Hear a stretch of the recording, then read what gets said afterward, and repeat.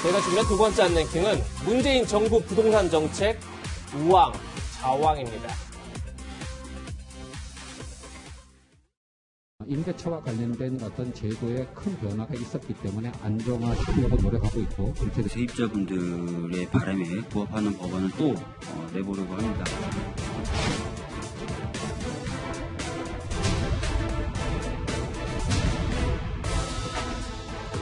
엄중한 시점에 국민들께 크나큰 실망을 드리게 된 점 죄송하기 그지없습니다.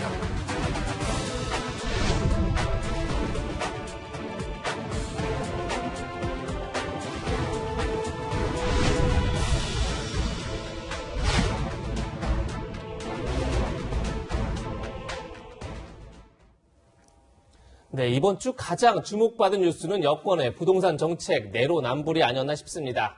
전셋값 인상 논란으로 김상조 전 청와대 정책실장이 물러난 데 이어 임대차 3법을 대표 발의한 민주당 박주민 의원까지 월세를 크게 올려서 비판이 거셌었는데요.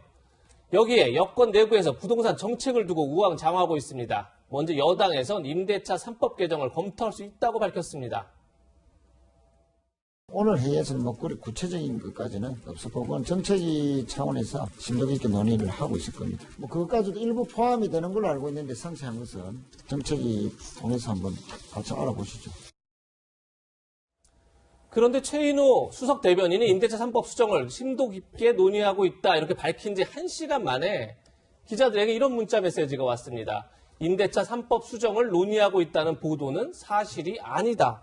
이동원님, 네네. 아니 1시간 전에는 정책위 차원에서 심도 깊게 논의하고 있다. 마치 개정을 추진할 수도 있는 것처럼 발언했다가 바로 또 아니다 이렇게 뒤집었어요. 네. 왜 그런 거죠? 여권 내 이견과 알력 좀 더 구체적으로 얘기하면은 선거를 치른 여당과 그 정책을 추진하는 청와대 간의 어떤 그 이견 충돌로 봐야 되는 거죠. 예. 이번 그 선거를 앞두고 그 많은 유권자들이 그 여당에 대한 표시하는 불만, 뭐 가장 큰 게 지금 부동산 아니겠습니까? 결정적인 계기는 LH 직원들의 그 투기 의혹 사건이지만 사실은 누적된 그 부동산 실책이 우리 그 서민과 중산층들의 분노를 부른 겁니다. 대표적인 게 이제 말하자면 재건축 재개발을 막으니까 공급이 빠른 시간 안에 그 확대가 될 수가 없고 종부세, 재산세 인하, 뭐 집값 올린다고 아무런 이익도 팔 수도 없는데 세금만 많이 오르지 않습니까? 그다음에 공시지가 계속 올려가지고 집값은 더 올리고 그만큼 재산세, 종부세 더 올리고, 그다음에 대출을 너무 그 강하게 규제를 하니까 새로운 집을 사야 되는 실업 부분이라든지 집을 옮겨가야 되는 우리 서민 중산층들이 고통을 받는 거 아닙니까?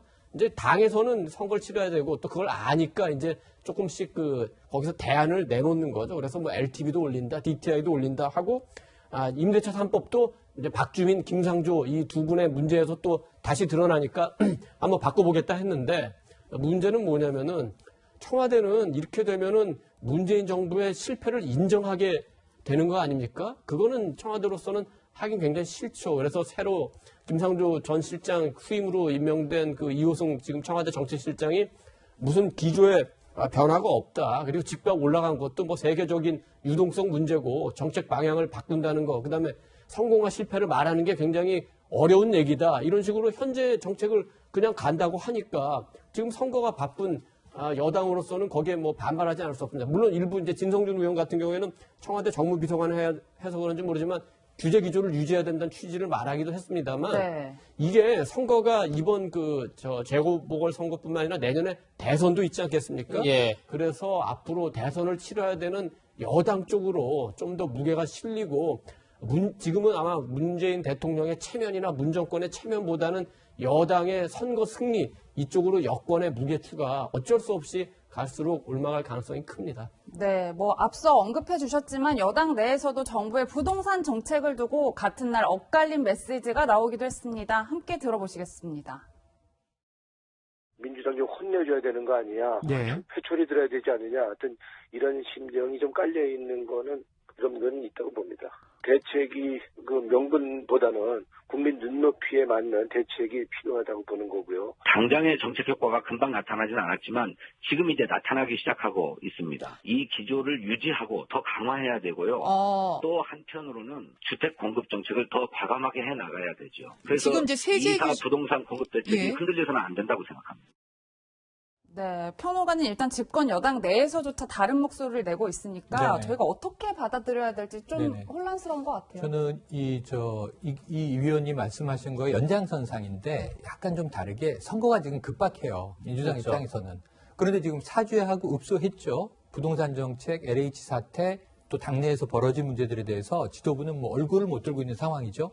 근데 이게 정치적 사과라고 하는 것은 이 김종인 비대위원장이 또 이 공격을 받았어요. 후회한다고 하는 것은 물러나야 된다는 의미 아니냐 이런 얘기까지 들었는데 정책적인 변화를 보여줘야 국민들이 믿지. 립 서비스로서의 사과가 뭐가 중요하겠습니까? 그래서 앞으로 정부, 집권 여당은 어떻게 하겠다는 거요? 국민이 물으면 자 그럼 임대차 3법의 문제를 보완하겠다든가 그럼 기류를 바꾸겠다든가 이런 고민을 하는 게 당연해요. 그 수순을 가고 있는데 선거가 목전인데 지금 불리하지 않습니까? 그럼 내부에서 누가 이런 얘기를 했을 거예요. 저는 코끼리는 생각하지 말라고 유명한 얘기가 있는데 예. 우리 왜 코끼리 얘기만 하고 있는 거냐. 임대차 3법 얘기 또 하면요. 이게 논란이 되면 부동산이잖아요, 결국. 그럼 선거에서 좀 부동산 말고 박영선 후보의 좀 돌봄, 육아 뭐 이런 얘기를 좀 해야 되는데 예. 또 부동산 얘기를 민주당 지도부가 꺼내는 거니까 좀 선거 끝날 때까지만 부동산 관련 이야기를 자제합시다. 내부의 자책골이 지금 계속 나오고 있지 않습니까? 그러니까 그것 때문에 누군가 유명한 책 이야기를 하면서 자, 이 이야기는 나중에 선거 이후로 이렇게 미뤄졌을 가능성이 높다라고 추정해 봅니다. 네. 네, 조금 전 이도원 의원께서 설명해 주셨지만 여권 내에서 이렇게 엇갈린 목소리가 나오는 게 근본적으로 여당과 청와대 입장이 다르기 때문 아니냐 이런 지적이 나옵니다. 김상조 전 정책실장 후임인 이호승 정책실장은 취임 후 첫 브리핑을 가진 그제 집값 폭등 현상이 우리나라만 현상이 아니다. 세계적인 유동성이 풀리고 있고 자산 가격과 실물 가격이 괴리되면서 더 높아지는 현상이 그러니까 세계적으로 나타나고 있다. 네. 그러면서 주택 정책 일관성을 유지하는 것이 굉장히 중요하다. 이렇게 밝혔습니다. 유재 변호사님, 이렇게 되면 재보궐선거 이후에 부동산 정책을 두고 당청 간의 갈등이 심화되는 것 아니냐 이런 지적도 나옵니다. 어떻게 보십니까? 예, 그렇습니다. 지금 앞에서 이제 계속 말씀을 나눴듯이 임기를 잘 마무리해야 되는 청와대 입장과 그리고 이제 보궐선거와 내년 대선을 준비해야 되는 이제 민주당의 입장이 달라서 당청 역학 관계는 지금 정수 달라져가지고 이제 이 정책 기조의 변화도 불가피할 것으로 보이는데요. 방금 이호승 정책실장의 진단만 가지고 보더라도 예. 정책 변화는 불가피해 보입니다. 왜 그러냐면 지금 이제 전 세계적으로 저금리와 확대 재정 때문에 지금 유동성이 그러니까 현금의 유동성이 너무 늘어나서 그것이 이제 부동산 시장으로 유입되는 것은 사실입니다. 예. 하지만 그 외에 지금 현재 부동산 정책이 실패하고 있는 다른 두 가지 원인이 있습니다. 뭐냐면 하나는 현재 그 문재인 정부가 산업구조 조정을 전혀 하고 있지 않다는 거예요. 그러니까 지금 시중에 떠돌아다니고 있는 부동자금이 갈 곳을 찾지를 못하고 있다는 겁니다. 투자처를 예. 찾지 못하고 있다는 얘기예요. 그게 가능하려면 일단 노동시장이 유연화되고 또 동시에 사회 안전망이 강화되는 그런 노동개혁이 필요한데 현 정부에서 노동개혁은 전혀 이루어지지 않았습니다. 오히려 비정규직의 정규직화 혹은 최저임금의 급격한 인상과 같은 그 정책을 통해서 그렇지 않아도 경직된 노동시장이 더 경직되는 경향을 보였거든요. 이제 이런 문제가 산업구조 조정의 실패로 이어졌고요. 또 하나는 아까 이동훈 원소님께서 말씀하셨겠지만 지나치게 수요와 공급을 이게 개입하는 겁니다. 그러니까 수요 억제 정책에 너무 치중하고 그리고 가격, 임대차 3법에 나왔듯이 가격 자체를 통제하려고 하는 그런 시도들도 있었습니다. 이렇게 반시장적인 부동산 정책이 또 실패로 이어졌거든요. 따라서 이호승 그 정책실장의 분석은 좀 너무 한정되는 것 같은 모습이 보이고요. 그것이 이제 당연히 정책의 변화로 이어질 수밖에 없을 것으로 생각합니다. 네, 부동산 정책에 대한 류 변호사님의 개인적 의견 잘 들었고요. 지금부터는 이낙연 전 대표와 김태년 원내대표가 현 정부의 부동산 정책 실패를 인정하며 공식적으로 사과하는 영상부터 함께 보시겠습니다.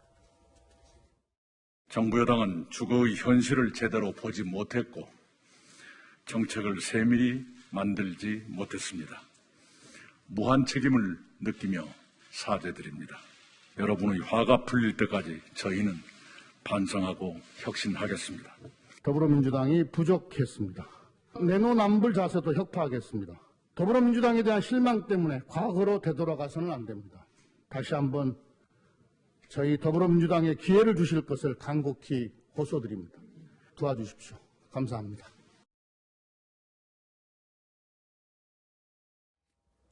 네, 위원님 저희가 앞서서 쭉 짚어봤지만 이런 영상들을 좀 일련으로 살펴보니까 일각에서는 이 민주당 지도부의 사과가 선거를 위한 보여주기식이다. 뭐 이런 지적들이 나오고 있어요. 그러니까 지금까지 이제 문재인 정부가 받았던 비판 가운데 하나가 잘못을 했으면 사과를 해야 되는데 참 사과가 인색하다 이런 이제 비판이었는데 근데 저렇게 이제 당대표 원내대표에서 나와가지고 90도 인사하고 또 정색을 하고 사과하니까 조금 보는 그 우리 국민으로서는 좀 약간 당혹스러운 측면이 있습니다. 그리고 솔직히 아니 선거가 급하니까 지금 저러는 거 아니야?